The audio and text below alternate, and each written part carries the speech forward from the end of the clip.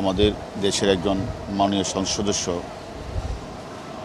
ভারতের মাটিতে খুন হয়েছে, সেটার জন্য মূলত আমরা এটা একটা ঘটনা। আরেকটি ঘটনা হচ্ছে আমাদের শেরেবাংলানগর থানায় একটা অপহরণের মামলা হয়েছে 364।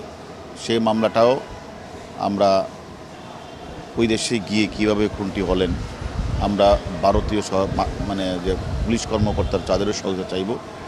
এবং আমরা প্রথমে আমরা যেখানে অপরাধটি সংঘটিত হয়েছে আমরা সেটিও আমরা ভিজিট করব। পাশাপাশি ইন্ডিয়ান পুলিশের কাছে আমরা কীভাবে সহযোগিতা করব, যেমন যদি পেনাল কোডের 3 এবং 4 ধারা অনুযায়ী যদি বাংলাদেশের কোনো অপরাধী বাংলাদেশে অপরাধ করলে যে অপরাধী সংঘটিত হয়, সে যদি বাংলাদেশের বাহিরে কোনো অপরাধ করে সেটা এক্সট্রা টেরিটোরিয়ালের আইনের আওতায় এসে তার বিচার কাজও করা যাবে। সেই ক্ষেত্রেও আমরা সেখানে গিয়ে আমরা ভারতীয় পুলিশের আমরা বিভিন্ন কার্যক্রমে তাদের কাছ থেকে আমরা সহযোগিতা চাইব।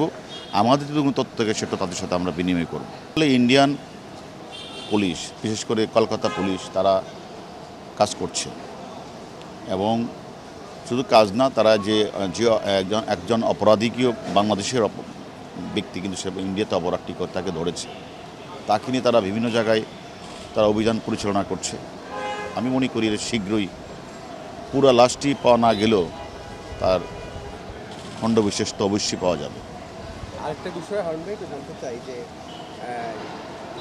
এই যে আপনারা যে 3 আসামিকে গ্রেফতার করলেন, ইন্ডিয়ান পুলিশ তাদের হেফাজতে এই আসামিদের চাইলে আপনারা দিবেন কিনা?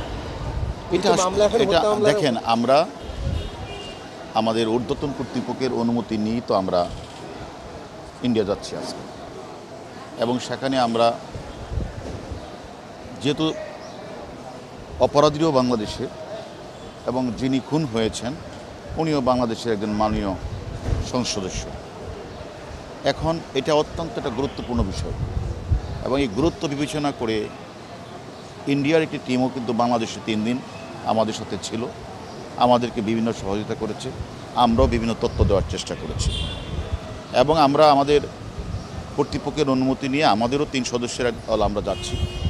সেখানে গিয়ে আমরা ওনাদের বিশেষ করে ইন্ডিয়ান বা বিশেষ করে কলকাতা পুলিশের আমরা আমাদের সাহায্য সুবিধা চাইব এবং তারা আমাদেরকে অনেক বেশি সহযোগিতা করছে এবং আমরা মনে করি আমরাও 2 দেশের যে পুলিশ আমরা কিন্তু বিভিন্ন তথ্য বিনিময় করেছি এবং আমরাও ওনাদের সাহায্য সহযোগিতা চাইব।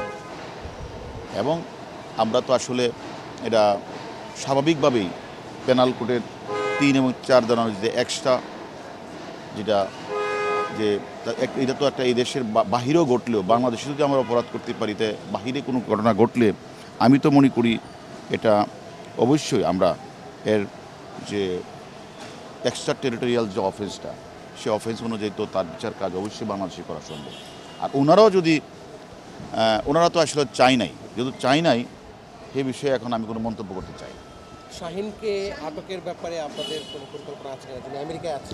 আসলে দেখেন, এটা আমাদের ঊর্ধ্বতন কর্তৃপক্ষের সাথে আমাদের কথা হয়েছে। আমরা মনে করি শাহিনের বিরুদ্ধে কলকাতা যে মামলাটি রুজু হয়েছে সেখানেও সে কিন্তু একজন মদতদাতা, মাস্টার মাইন্ড। আমাদের কাছেও সে মাস্টার মাইন্ড। সে অপরাধটি করে 20 তারিখ সে পালিয়ে যায় কাঠমান্ডু দিয়ে দুবাই হয়েছে।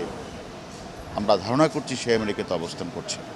আমরা মনে করি আমাদের অলরেডি আমরা আমাদের এনসিবিতে বিশেষ করে আমাদের ইন্সপেক্টর জেনারেল মহোদয়ের কাছে আমরা আবেদনটি করেছি এবং আমরা ইন্টারপোলের সহযোগিতা চাইব, কারণ সে একজন মানে বড় রকমের অপরাধী।